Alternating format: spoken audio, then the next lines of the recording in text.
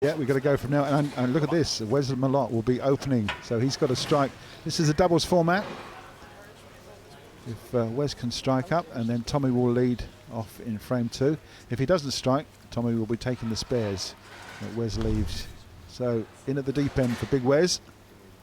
The Scotch doubles format not been particularly kind to the USA at the moment, but that's a great start from Wes, who up to this point in the doubles only had 2 strikes, so that's a welcome opener. Yeah, nice looking shot. Doesn't get outside the 10 board. He hit that down lane rangefinder, and it snapped up nicely to the back end, so he looked pretty comfortable. It'll be interesting to see where Stu Williams he starts on the lane. Same tactic from Europe then. The man that hasn't bowled up until now is opening. No, that was not a great looking ball, and he's lucky not to leave a split there, Stu Williams. Yeah, played the centre part of the lane where the heavy oil is. Played it really gently, didn't he? Nice and slow. Let the ball just almost aquaplane down. See a rotation on it. Just turns back high and breaks up the split, leaving a single 4-pin. So it's a spare for Martin Larsen and the Europeans in frame number 1. So Europe already chasing this one. Everybody feeling that at some point the USA had to come to the party at Weber Cup 16. Tommy Jones getting things off to a positive start on the final day, the 36-year-old from South Carolina. Up against 2 European players. Very, very comfortable. Playing alongside each other and playing in this team. There's the Team Europe reserves, just in case there's a problem with any players. Some superheroes waiting in the wings. Oh dear. And a little bit of movement there. Tommy Jones pulling out of the shot. Not unusual to see him do that. Yeah, he's going to regroup. He's put his ball down. Just get himself together again. Brush his shoes off. Look at this. Almost delivers the ball, but something's caught his eye there to the right-hand side.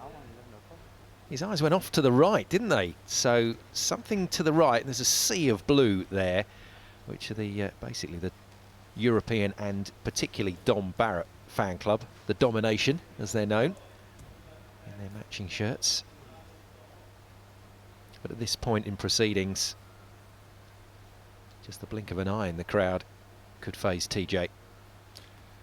Looking to make a double in frames 1 and 2.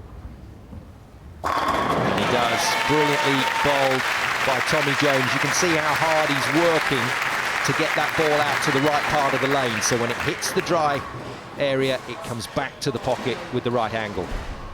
It was a great looking shot. He's playing slightly left of where he was before in the previous game against Martin Larsen, where he hit 6 strikes but flashed the pocket 10 times.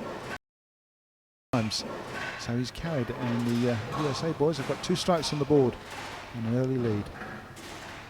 2 up then for USA. And a brilliant response from Stuart Williams. Not taking him long to sort it out. Beef Stew hits his mark. Yeah, great readjustment there from Stuart. Just gave it a little bit more width. Upped his speed a little bit as well, and it held pocket, carried all 10. Great looking shot. So next up for will be Martin Larsen. A very good point that Martin was making earlier in the day. He was talking about the fact he felt the European players didn't have to change too much in terms of how they were bowling. Well, this particular oil pattern allows the American bowlers to play the lines that they're used to playing back in the States. Yeah, that's very true, Simon. This lane condition is not seen very much in Europe. It is so long and so heavy. Having said that, all the European team players do play on the PBO Tour in the States, so they may well have seen it before, but certainly not under TV lights like this. So the ball change that was recommended by captain Dominic Barrett at the end of the singles game is holding. Larsen going with the red, white and blue. Cutting straight into the Brooklyn pocket. It's not happening, I'm afraid, for Martin Larsen today. That's a worrying sign in this session anyway for Team Europe. Yeah, this ball was left off of his hand. It was never going to make the 1-3 pocket on the right-hand side. Cut across the headpin. Fortunate just to leave the single pin standing, which Stu Williams will have to spare. And does nicely, but it's not spares they need, it's strikes now to catch up Team USA in 3 in a row. Yes, the problem for the Europeans is they can't just go there and throw it wider, because if they do, then they won't get back to the pocket. So it's a very specific line that they're trying to find. Very fine indeed, Simon. Yes, as I said, the oil tapers from the middle to the outside boards, from the centre of the lane to the right. And there's 4 times as much oil. It's a 4-to-1 ratio from the centre to the edge of the lane. Again. Tommy just put off. Yeah, there's a young lad sitting down halfway down the lane, all on his own. Just taking the time of day. Yeah, you have to keep absolutely still when these guys are bowling. On this single lane format as well, with the spectators banked either side of the lane. Really is an amphitheatre. Coming back, it is. Again, Tommy Jones beautifully bowled. This is very, very good stuff from he and Wes Malott. And the American fans smiling at last. Not seen much of that here in Barnsley over the last couple of days. Well, yeah, Tommy's leading the way as a captain. Certainly playing the captain's innings. Had a big 235 game against Martin Larsen previous to this. So he's locked and loaded and he's showing the way. And Big Wes is going with him. 4 strikes in a row.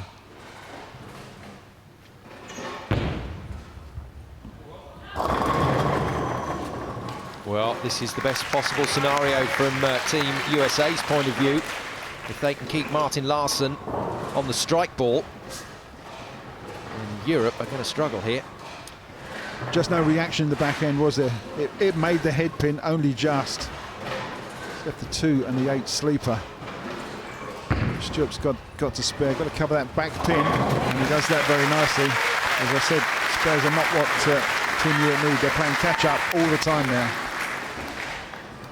Interesting call from Dominic Barrett in that Stuart Williams will not stay on the lane and bowl. They're actually bringing Oscar Palermo, the 2-hander, into the fray for the next singles game. And he's going to go up against the man just about to bowl, Wes Malott, the big nasty, as he's known. Ooh, well, he's got away with one. Well, more than got away with one, I think he's got away without 4, because he left 4 pins standing somewhere on the pin deck. Got some real action in the back end there. Only just makes the hairpin. Look at that.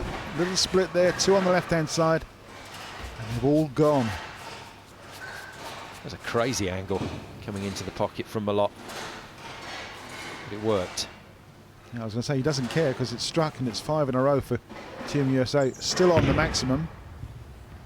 And Larsen finds something. No. 6-pin doesn't get enough contact on the 10. This is hurting Europe badly. Yeah, has it been a great call by Tommy Jones to pick this lane pattern? It seems to be paying dividends just at the moment.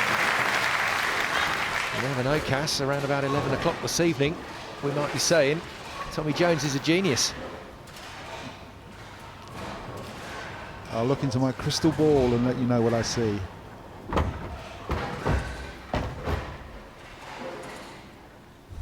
Okay, 5 strikes in a row for Team USA. They're on a perfect game, and there I've said it. But both these guys are actually hitting the pocket regularly, so there's no reason to change. It's just a matter of carry on some of those corner pins.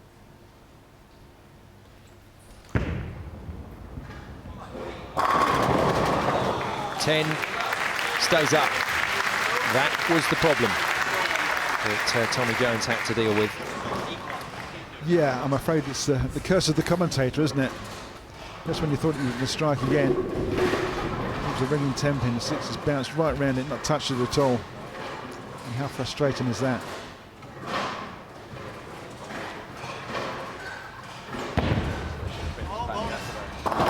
First spare then. Team USA have been required to bowl. but a very handy 5-bagger to open up in this match. To put them in a good position here. Yeah, 32 pins He obviously isn't confident. is the lead at the moment if Larsen can strike. So ball change for Martin Larsen. Well, it's a stage of the game where he needed to do something. They've only got one strike between them. Running out of frames. Big lead for USA. I can't see them giving it up. Yes. Oh, yeah. Oh, at last, Martin Larsen finds the pocket. Yeah, so happy man. High five from Stu Williams. A better looking shot.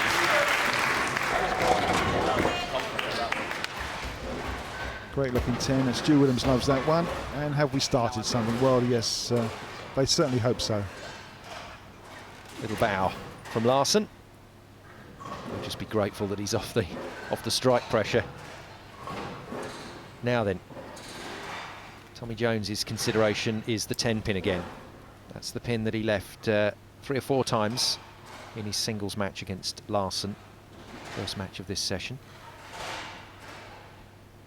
And that is all to do with the deflection of the ball from the 1-pin to the 3-pin. Just like that. That's clean rounded as well. Not even a tickle on the 10. Yeah, in slow motion, the 3 pushes the 6 backwards and sideways. Didn't touch that 10-pin at all. Second spare in a row then for Malott. Saw him doing a bit of gardening with his ball, so he obviously wasn't completely happy. Changed all the tapes over on the spare ball. And now the crowd here just getting a little bit interested again. Well, this is a big ball here, Simon, for Stu Williams, because they're working on a double. The deficit's been reduced. And 2 strikes in a row here, where the Americans have spared twice. Could be an absolute bonus.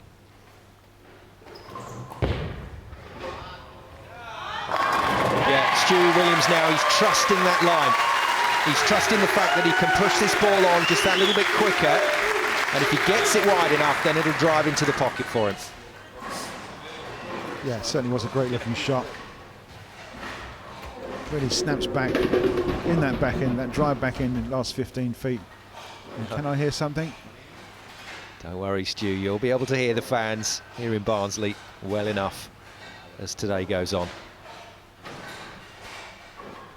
Well, that kind of puts a little bit of pressure here on Team USA captain Tommy Jones. We've got 3 frames to go, and they haven't struck for 2 frames. I mean, he's been in the pocket, but just rings that 10-pin. Team Europe working on 2 valuable strikes. And can they make that 3 in a row and try and tie this game up? Certainly level it up with a couple of frames to go. Be interesting. Once again, trying to control that ball into the pocket, and he cannot get rid of that 10-pin. Well, he's had 5 in his last singles game, and now 2 in a row. Just crazy. So Wes Malott stands up yet again to bowl his 3rd 10-pin spare in a row. Certainly getting lots of practice on it. Spares it away nicely. So 3 10-pins left for Tommy. What he doesn't want to do, Cass, is to overreact and end up with a horrible split again. Well, that's right, yes. There he just stay where he is and win 10 pins, but if Europe can hit another couple of strikes, the lead will change. Caban the 3rd watching on. I'm not sure I can say he's enjoying this, but he's trying to keep a smile on his face. Just 10 pins in it now, though. Larsen sticking with the ball change that worked for him. Needs to make it work again, though, for a turkey. 3 in a row. He's got it there. He's got it there. That's a good strike, and look at that reaction from the European players. That's what we've seen all weekend long. The blue team are into this. The Reds are having a torrid time. It was a very explosive strike, wasn't it? Great. The 7 and 10 just blew up, didn't they, with the 5-pin as well. Just love that. You still can't dance, but you can bowl some strikes. Great looking shot. 3 strikes in a row for the European duo. And coming down to the foundation frame 9 already. The crowd animated again. They know the quality of the US players. They know that if they start to play, if they start to get a foothold in this Weber Cup, anything can happen. This time, Tommy Jones does it. What a time to find a strike. Yeah, it certainly was. Yeah, it's frame 9. They were struggling just a bit to carry all 10 pins. Up to speed a little bit. Great reaction at the back end. And they all got over. So it's a good foundation frame, Cass, but the problem for Team USA is that Malott's going to step up in frame 10 and he hasn't bowled a strike ball for quite a while now. He'll be there. Don't worry. I'm convinced he will be. And the only way that can even become to be an issue is if Williams strikes here again. This will be 4 in a row for Team Europe, and most importantly, it's the foundation frame. This to keep the score ticking over. He goes there again, he gets it again, and Stuart Williams has played an absolute blinder. That is brilliant doubles work from Beef Stew. Certainly a great looking shot. Lays it out in the lane nicely, gets great reaction at the back end. Just maybe a fraction light and the 10 pins late to go, but it does go. And that's how much it means to Stuart Williams and the European boys. The deficit is now just 10 pins. Both teams working on a strike in the foundation. It couldn't be closer. Malott then, first strike ball for quite a few frames. It's out, it's too wide, and it's stayed in the oil. And Wes Malott might just have blown it for Team USA. How very lucky to take 8 pins, just leave 2 standing up for Tommy to spare. But as you say, Simon, that's just got away from it. And in fact, he's turned away. The ball's just got right to the outside of the lane, to the first board there, and just hasn't reacted. The big nasty has just thrown exactly that. That was a horrible shot. Now Tommy Jones has to keep his composure, remove these 2 pins and regroup. He takes them to earn the extra ball, but how will Wes Malott be feeling right now? They desperately need a strike here, otherwise Europe will be given the opportunity to shut them out through the closing frames. Yeah, what an absolute signal of a shot that was for Big Wes, just when he needed 10. Parker Bone not giving too much away. He'll be hurting.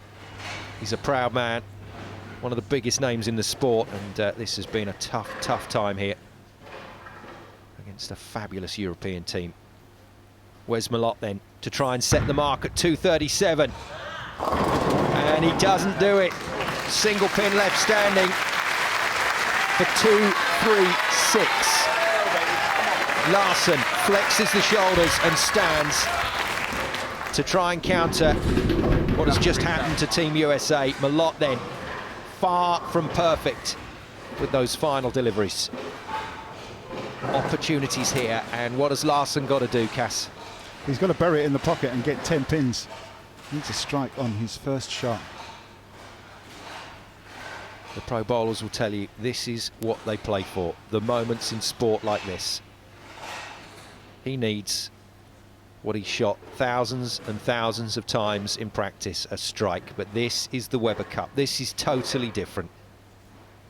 And Larsen has to shut it all out. He's sticking with the same ball, and he needs to throw this confidently. Needs that line into the pocket, and he needs all 10. And he hasn't got them. 7 pittance stands up. It's USA's point. Oh dear. It's all change at Weber Cup 16, and this will be the first time that the Americans have strung 2 points together back-to-back, Cass. Pretty unfortunate. He needed that first ball in the pocket to strike. Now it's only 226 is their maximum, and with 236 on the board, the game is over. Team USA have another point. You can see the reaction of the European players. They obviously mustn't let this get to them too much, but it's good to see that little spark of pride. And he leaves the 10 on the other side this time, so Larsen handed an opportunity, couldn't take it for once. He's been brilliant up until now, but 2:36 beats 2:25, and the Team USA comeback, if we can call it that, continues to roll. See if they can improve the situation even more after the break.